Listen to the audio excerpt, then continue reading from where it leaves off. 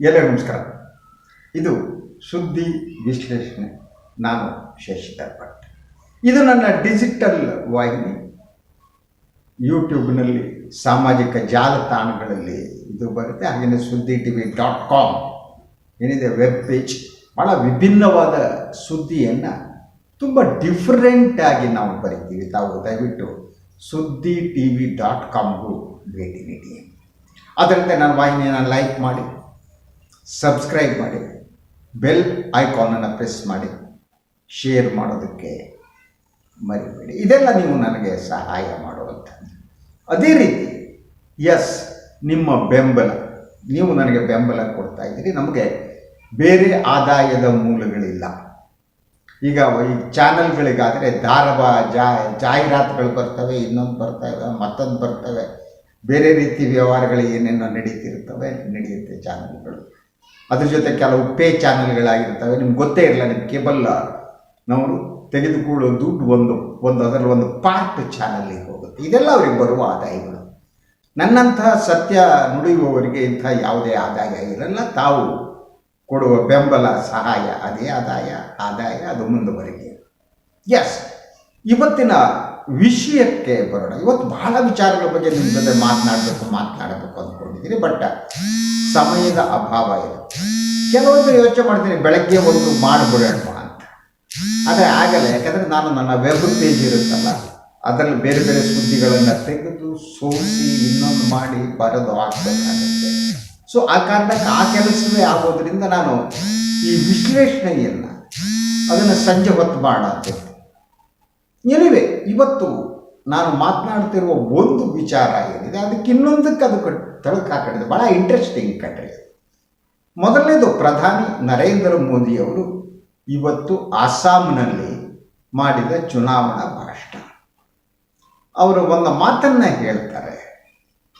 2014ರಲ್ಲಿ ತಾವು ಭರವಸೆಯ ಮೇಲೆ ನನಗೆ ಮತ ಹಾಕಿದ್ರಿ, ನಮಗೆ ಗುಡ್. 2019ರಲ್ಲಿ ನಂಬಿಕೆಯ ಮೇಲೆ ನನಗೆ ಮತ ಹಾಕಿದ್ರಿ, ಈಗ ಗ್ಯಾರಂಟಿಯ ಮೇಲೆ ಹಾಕಿ. ಇದರ ಅರ್ಥ ಏನು? ಈಗ ಭರವಸೆ, ನಂಬಿಕೆ ಇಲ್ಲ, ಈಗ ಉಳಿದಿರುವುದು ಗ್ಯಾರಂಟಿ. ಇಂಥ ಗ್ಯಾರಂಟಿಗಳ ವಿಚಾರದಲ್ಲೂ ಭರವಸೆ, ನಂಬಿಕೆ ಬೇಕು ಅನ್ನೋದು ಬೇರೆ. ಆದರೆ ಮೋದಿ ಮತ್ತು ಮೋದಿಯವರ BJP ಈಗ ನಂಬಿಕೆಯನ್ನು ಬಿಟ್ಟಿದೆ. ಯಾಕಂದರೆ ನಂಬಿಕೆಯನ್ನು ಕಳೆದುಕೊಂಡಿದೆ. ಸಾಮಾನ್ಯ ಜನರಿಗೆ ಭರವಸೆ ಉಳಿದಿಲ್ಲ, ಆದ್ದರಿಂದ ಗ್ಯಾರಂಟಿಯನ್ನು ಅದು ಹಿಡಿದುಕೊಂಡಿದೆ. ಮೋದಿಯೇ ಗ್ಯಾರಂಟಿ. ಆ ಮೂಲಕ ಮೋದಿಯವರ ಮುಖಕ್ಕೆ ಇರುವ ವ್ಯಾಲ್ಯೂ ಇದೆಯಲ್ಲ, ಆ ವ್ಯಾಲ್ಯೂವನ್ನು BJP ಈಗ ಪಣಕ್ಕಿಟ್ಟಿದೆ. ಒಂದು ವ್ಯಾಲ್ಯೂ ಇರುತ್ತೆ, ಮೋದಿಯವರಿಗೆ ಒಂದು ವ್ಯಾಲ್ಯೂ ಇದೆ. ಅದನ್ನು ಪಣಕ್ಕೆ ಇಟ್ಟು ಗೆಲ್ಲುವ ಮೋದಿಯವರೇ ಗ್ಯಾರಂಟಿ ಅಂತ ಹೇಳ್ತಾನೆ ಬೇರೆ ಬೇರೆ ರೀತಿಯ ಗ್ಯಾರಂಟಿಗಳನ್ನು ಕೊಡ್ತಾ ಇದೆ. ಇನ್ನು 5 ವರ್ಷಗಳ ಕಾಲ ಉಚಿತ ಪಡಿತರವನ್ನು ಕೊಡ್ತೀನಿ ಮೋದಿ ಅಂತ ಮೋದಿಯವರು ಹೇಳಿದರು. ಮೋದಿ ಮೊನ್ನೆ ಒಂದು ಭಾಷಣದಲ್ಲಿ ಅವರು ಸುಮಾರು 80 ಬಾರಿ ಅವರು ಹೆಸರನ್ನೇ ಅವ್ರು ಹೇಳ್ಕೊಂಡಿದ್ದು. ಇದು ಮೋದಿ ಗ್ಯಾರಂಟಿ, ಮೋದಿ ಅಂದರೆ ಏನು ಅಂದ್ಕೊಂಡಿದ್ದೀರಿ, ಮೋದಿ ಅಂದರೆ ಹೀಗೆ. ಅವರೇನೇ ಮೋದಿ, ನಾನು ಹೀಗೆ ಅಂತ ಹೇಳಲ್ಲ ಅವರು. ಇಸ್ ಒಂಥರ ಸೇಲೆಬಿಲಿಟಿ ಮಾರ್ಕೆಟಿಂಗ್ ಇದು. ಯಾರೋ ಇದ್ದವ್ರು ಹೇಳ್ಕೊಡ್ತಾರೆ, ಮೋದಿ ಮಜಬೂತ್ ಸರ್ಕಾರ ಮೋದಿದು. ಅವರೇ ಮೋದಿ. ನನ್ನದು ಮಜಬೂತ್ ಸರ್ಕಾರ ಅಂತ, ಮೋದಿ ಅವ್ರದ್ದು ಮಜಬೂತ್ ಸರ್ಕಾರ. ಗುಸ್ಕೆ ಮಾರಂಗೆ ಅಂತ ಮೊನ್ನೆ ಏನೋ ಅಂದರೆ ಈಗ ಅಮೇರಿಕ ಅವತ್ತು ರಿಯಾಕ್ಟ್ ಮಾಡಿದೆ ಅಲ್ವಾ. ಈ ಗುಸ್ಕೆ ಮಾರ ಎಲ್ಲ ಬಿಟ್ಬಿಡಿ, ಪಾಕಿಸ್ತಾನ ಜೊತೆ ಮಾತಾಡಿ ಬಗೆಹರಿಸ್ಕೊಳ್ಳಿ ಅಂತ. ಸೊ ಅದಕ್ಕೆ ಇವ್ರು ಏನು ಉತ್ತರ ಕೊಡ್ತಾರೋ ಗೊತ್ತಿಲ್ಲ. ಈ ಗ್ಯಾರಂಟಿ ಇದಕ್ಕೆ ವಿಚಾರಕ್ಕೆ ಬರೋಣ. ಇದು ಈಗ ಅದರಿಂದ ಈ ಚುನಾವಣೆಯಲ್ಲಿ ಮೋದಿಯೇ ಗ್ಯಾರಂಟಿ ಅನ್ನುವ ವಿಚಾರವನ್ನು ಮುಂದಿಟ್ಕೊಂಡು ಇನ್ನೊಂದು ಆಟವನ್ನು ಅವ್ರು ಪ್ರಾರಂಭ ಮಾಡಿದ್ದಾರೆ. ತಾವು ನಾಳೆ ಅದನ್ನು ಪತ್ರಿಕೆಗಳು ನೋಡ್ಬೋದು. ಇವತ್ತು BJPಯ ನಿಯೋಗ ಒಂದು ಚುನಾವಣಾ ಆಯೋಗವನ್ನು ಹೋಗಿತ್ತು. ಆ ಚುನಾವಣಾ ಆಯುಕ್ತರನ್ನು ಭೇಟಿ ಮಾಡಿತ್ತು. ಅದರಲ್ಲಿ ಅರುಣ್ ಸಿಂಗ್ ಅವರು ಇದ್ದರು. ನಿಮ್ಗೆ ಅರುಣ್ ಸಿಂಗ್ ಗೊತ್ತಿರ್ಬೋದು, ಕರ್ನಾಟಕದ ಉಸ್ತುವಾರಿ ಕೂಡ ಆಗಿದ್ದರು. ಹಾಗೂ ಇನ್ನೂ 5-6 ಜನ GVL ನರಸಿಂಹರಾವ್ ಅಂತಿದ್ದಾರೆ, ಅವರು ಇದ್ದರು. ಎಲ್ಲರೂ ಹೋಗಿ ಭೇಟಿ ಮಾಡಿ ಅವರು ಹೇಳಿದ್ದೇನು, ಇದು ಕುತೂಹಲ. ಅವರು ಗ್ಯಾರಂಟಿಯ ಬಗ್ಗೆನೇ ಒಂದು ದೂರನ್ನು ಚುನಾವಣಾ ಆಯೋಗ ಕೊಟ್ಟಿದ್ದಾರೆ. ಈ ಗ್ಯಾರಂಟಿ ಕಾಂಗ್ರೆಸ್ ಪಕ್ಷ ಈ ಗ್ಯಾರಂಟಿಗಳಿಗೆ ಸಂಬಂಧಪಟ್ಟ ಹಾಗೆ ಗ್ಯಾರಂಟಿ ಪತ್ರವನ್ನು ಕೊಡ್ತಿದೆ ಮತ್ತು ಚುನಾವಣೆಯಲ್ಲಿ ಗ್ಯಾರಂಟಿ ಬಗ್ಗೆ ಮಾತನಾಡ್ತಾ ಇದೆ. ಇದು ಲಂಚ ಮತ್ತು ರುಷವತ್ತು ಇದ್ದ ಹಾಗೆ. ನಾವು ಅಧಿಕಾರಕ್ಕೆ ಬಂದರೆ ಇಂಥದನ್ನು ಕೊಡ್ತೀವಿ ಅನ್ನೋದು ಲಂಚ. ಸೊ ಆ ಕಾರಣಕ್ಕಾಗಿ ಕಾಂಗ್ರೆಸ್ ಚುನಾವಣಾ ಪ್ರಚಾರದಲ್ಲಿ ಗ್ಯಾರಂಟಿ ವಿಚಾರವನ್ನು ಪ್ರಸ್ತಾಪ ಮಾಡದಂತೆ ಬಳಸದಂತೆ ತಡೆ ಒಡ್ಡಬೇಕು ಅನ್ನುವ ಮನವಿಯನ್ನು ಬಿಜೆಪಿ ನಾಯಕರ ತಂಡ ಚುನಾವಣಾ ಆಯೋಗಕ್ಕೆ ಕೊಟ್ಟಿದೆ. ಯಾಕೆ? ಒಂದು, ಕಾಂಗ್ರೆಸ್ ಪಕ್ಷದ ಗ್ಯಾರಂಟಿಗಳೇನಿವೆ ಅದು ಸಮಾಜದ ಕೆಳವರ್ಗದ ಜನರನ್ನು ತಲುಪುತ್ತೆ. ಎಲ್ಲೋ ದಂತ ಗೋಪುರದ ಮೇಲೆ ಕುಳಿತ ಜನ ಅಲ್ಲ. ಬೆಂಗಳೂರು, ಮುಂಬೈ ಅಂಥ ಜಾಗದಲ್ಲಿ ಕೂತು ಮಾತನಾಡುವ ನಮ್ಮ ನಿರೂಪಕರುಗಳು, ಆ್ಯಂಕರ್ಗಳಲ್ಲ. ಅವ್ರಿಗೆ ಸಂಬಂಧ ಇಲ್ಲ. ಹಾಗೆಯೇ ವಿಧಾನಸೌಧದಲ್ಲೋ ಸಂಸತ್ತಿನಲ್ಲೋ ಕೂತು ರಾಜಕಾರಣಿಗಳಿಗೆ ನೀತಿ ನಿರೂಪಣೆ ಮಾಡ್ತಾರಲ್ಲ, ಅವರಿಗೂ ಅಲ್ಲ. ಸಾಮಾನ್ಯರಲ್ಲಿ ಸಾಮಾನ್ಯ ಜನ.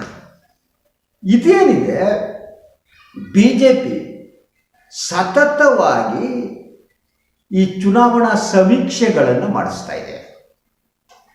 They are well known for that. B J P ಯಾವತ್ತೂ ಕೂಡ ಟಿಕೆಟ್ ಕೊಡುವ ಸಂದರ್ಭದಿಂದ ಹಿಡಿದು ಪ್ರತಿ ಸಲ ವಾರಕ್ಕೆ 15 ದಿವಸಕ್ಕೆ ಒಂದು ಸಮೀಕ್ಷೆ ರೆಡಿ ಇರುತ್ತೆ. ಈವನ್ ಜಿಮೇಲ್ ನರಸಿಂಹರಾಜ್ ಇಸ್ ಆಲ್ಸೋ ಅವನೇನೆ ಸಫಾಲಜಿಸ್ಟ್.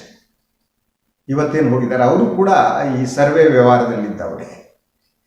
ಸೊ ಈ ಸರ್ವೆಗಳನ್ನು ಮಾಡಿಸಿದಂಥ ಬಿ ಜೆ ಪಿಗೆ ಬಹುದೊಡ್ಡ ಆಘಾತ ಒಂದು ಎದುರಾಗಿದೆ.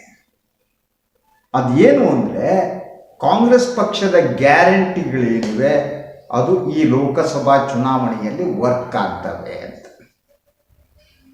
ಇದು ಬಿ ಜೆ ಪಿಗೆ ಮಹಾನ್ ಶಾಕಿಂಗ್ ಆಯಿತು. ಅಂದರೆ ನೀವು ಕಾಂಗ್ರೆಸ್ ಪಕ್ಷದ ಗ್ಯಾರಂಟಿಗಳನ್ನು ಸೋಲ್ಸೋಕ್ಕಾಗಲ್ಲ. ಕಾಂಗ್ರೆಸ್ ಪಕ್ಷದ ಗ್ಯಾರಂಟಿ ಕಾಂಗ್ರೆಸ್ ಪಕ್ಷದ ಜಯಕ್ಕೆ ಕಾರಣ ಆಗುತ್ತೆ ಅಂತ. ಆದ್ದರಿಂದ ಇವತ್ತು ಬೆಳಗ್ಗೆ ಎದ್ದಂಥ ಬಿ ಜೆ ಪಿ ನಾಯಕರುಗಳು ಎದ್ದು ಕೂತು ತಮ್ಮ ಜುಬ್ಬಾಕ್ಕೆ ಇನ್ನೊಂದು ಕಾಯಿರ್ ಮಾಡ್ಕೊಂಡು ಹಾಕೊಂಡು ನೇರವಾಗಿ ಓಡೋದು ಚುನಾವಣಾ ಆಯೋಗಕ್ಕೆ. ಈಗಿರುವ ಪ್ರಶ್ನೆ, ಚುನಾವಣಾ ಆಯೋಗ ಯಾವ ರೀತಿ ರಿಯಾಕ್ಟ್ ಮಾಡುತ್ತೆ ಅಂತ. ಈಗ ಕೆಲವೇ ದಿನಗಳ ವಾರಗಳಲ್ಲಿ ನೀವು ನೋಡಬಹುದು, ಚುನಾವಣಾ ಆಯೋಗ ಪಾರ್ಟಿಸಾನ್ ಆಗಿದೆ ಅಂತ. ಅನುಮಾನನೇ ಬೇಕಾಗಿಲ್ಲ. ಅದು ಬಿ ಜೆ ಪಿಗೆ, ಮೋದಿಯವರಿಗೆ ಸಹಾಯ ಮಾಡುವ ದೃಷ್ಟಿಯಿಂದಲೇ ಅದು ಕೆಲಸ ಮಾಡ್ತಾ ಇದೆ. ಇತ್ತೀಚೆಗೆ ಇವತ್ತು ಚರ್ಚೆ ಆಗ್ತಿರುವ ವಿಚಾರ, ಅದು ಎಕ್ಸ್ನಲ್ಲಿ ಅಕೌಂಟ್ನಲ್ಲಿ ಹಾಕಲಾದ ಕೆಲವು ಕಮೆಂಟ್ಗಳನ್ನು ಎತ್ತಾಕಿಸಿದ್ದು. ಅದು ಅಂತಾರಾಷ್ಟ್ರೀಯ ಮಟ್ಟದ ಸುದ್ದಿ ಆಗಿದೆ. ಇವನ್ ಎಕ್ಸ್ ಕೂಡ ನೀವು ಹೇಳಿದ್ದನ್ನು ನಾವು ಕಿತ್ತಾಕ್ತೀವಿ, ಆದರೆ ಜನತಂತ್ರ ಅಲ್ಲ ಅಂತ ಹೇಳ್ಬಿಟ್ಟಿದೆ. ಅಂದರೆ ಇಂಡಿಯಾದ ಚುನಾವಣಾ ಆಯೋಗ ಜನತಂತ್ರದಂತೆ ಕೆಲಸ ಮಾಡ್ತಿಲ್ಲ ಅನ್ನೋದೇನಿದೆ, ಅದು ಅಂತಾರಾಷ್ಟ್ರೀಯ ಮಟ್ಟದಲ್ಲಿ ಚರ್ಚೆ ಆಗಿದೆ. ಚುನಾವಣಾ ಆಯೋಗ ಏನಿದೆ ಅದು ತನ್ನ ಪ್ರಾಮಾಣಿಕತೆಯನ್ನು ಸಾಬೀತುಪಡಿಸುವಂಥ ಸ್ಥಿತಿ ಬಂದಿದೆ. ಎಲ್ಲರೂ ಕೂಡ ಅದನ್ನು ಬೇರೆ ದೃಷ್ಟಿಯಿಂದ ನೋಡ್ತಿದ್ದಾರೆ. ಬಿಡಿ, ನಮ್ಮ ಈ ಪ್ರದೇಶಗಳಲ್ಲಿ ಹಾಗೆ ಪಾಕಿಸ್ತಾನದಲ್ಲಿ ಎಕ್ಸ್ ಅಕೌಂಟ್ನ ಕಿತ್ತಾಕ್ಬಿಟ್ಟಿದ್ದಾರೆ, ನಿಷೇಧಿಸ್ಬಿಟ್ಟಿದ್ದಾರೆ, ತೊಂದರೆ ಅಂತ. ಇಂಡಿಯಾದಲ್ಲಿ ಹಾಗೆ ಮಾಡಲ್ಲ, ಅವರು ಎತ್ತಾಗ್ತಾ ಹೋಗ್ತಾರೆ. ಈ ಅನುಭವ ನನಗೂ ಇದೆ. Facebook also use doing that. ನೀವು ಕಾಂಟ್ರವರ್ಸಿ ಮಾತಾಡ್ತೀರಿ ಅಂತ ಇಟ್ಕೊಳ್ಳಿ, ಕಾಂಟ್ರವರ್ಸಿನೂ ಬೇಕಾಗಿಲ್ಲ, ಮೋದಿ ಅವರನ್ನು ಟೀಕೆ ಮಾಡಿದಿರಿ ಅಂತ ಇಟ್ಕೊಳ್ಳಿ, ಫೇಸ್ಬುಕ್ ಅದರ ರೀಚನ್ನು ಕಡಿಮೆ ಮಾಡ್ತಾ ಹೋಗೋದು ಕಾಣದೇ ಇಲ್ಲ. ನಾನು ಮೊದಲೆಲ್ಲ ನೋಡಿದ್ರೆ ಬೇರೆ ಸಬ್ಜೆಕ್ಟನ್ನು ನಾವು ಮಾಡಿದಾಗ ನಿಮ್ಮ ಪೋಸ್ಟ್ಗಳ ರೀಚ್ ಏನಿದೆ ಅದು ಯಾವುದೋ ಹಂತದಲ್ಲಿರುತ್ತೆ. ಮೋದಿಯವರ ಬಗ್ಗೆ ಬಿ ಜೆ ಪಿ ಟೀಕೆ ಮಾಡಿದ ತಕ್ಷಣ ಆ ರೀಚನ್ನು ಕಡಿತಗೊಳಿಸಲಾಗ್ತಾ ಇರುತ್ತೆ. ಇದು ನನ್ನ ಅನುಭವ ಕೂಡ ಆಗಿದೆ. ಅದರಂತೆ ಈಗೇನು ಎಕ್ಸ್ ಏನಿದೆ, ಮೊದಲದು ಟ್ವಿಟರ್ ಅಂತಿದ್ರು, ಈಗ ಎಕ್ಸ್ ಅಂತಿದ್ರು, ಆ ಖಾತೆಯ ಮೇಲೆ ಕೂಡ ಚುನಾವಣಾ ಆಯೋಗ ನಿಯಂತ್ರಿಸುವ ಕೆಲಸವನ್ನು ಮಾಡ್ತಾ ಇದೆ. ಈ ಚುನಾವಣಾ ಆಯೋಗವನ್ನು ಬಳಸಿಕೊಂಡು ಈಗ ಕಾಂಗ್ರೆಸ್ ಪಕ್ಷ ಏನು ಗ್ಯಾರಂಟಿಗಳನ್ನು ಬಗ್ಗೆ ಒಂದು ಗ್ಯಾರಂಟಿ ಕಾರ್ಡನ್ನು ಕೊಡ್ತಾ ಇದೆ. ಅದರಲ್ಲಿ ಕಾಂಗ್ರೆಸ್ ನಾಯಕರುಗಳೆಲ್ಲ ಸಹಿ ಮಾಡಿರ್ತಾರೆ. ಆ ಕಾರ್ಡ್ ಕೊಡುವುದರ ಬಗ್ಗೆ ಕೂಡ BJP ಆಕ್ಷೇಪವನ್ನು ವ್ಯಕ್ತಪಡಿಸಿದೆ.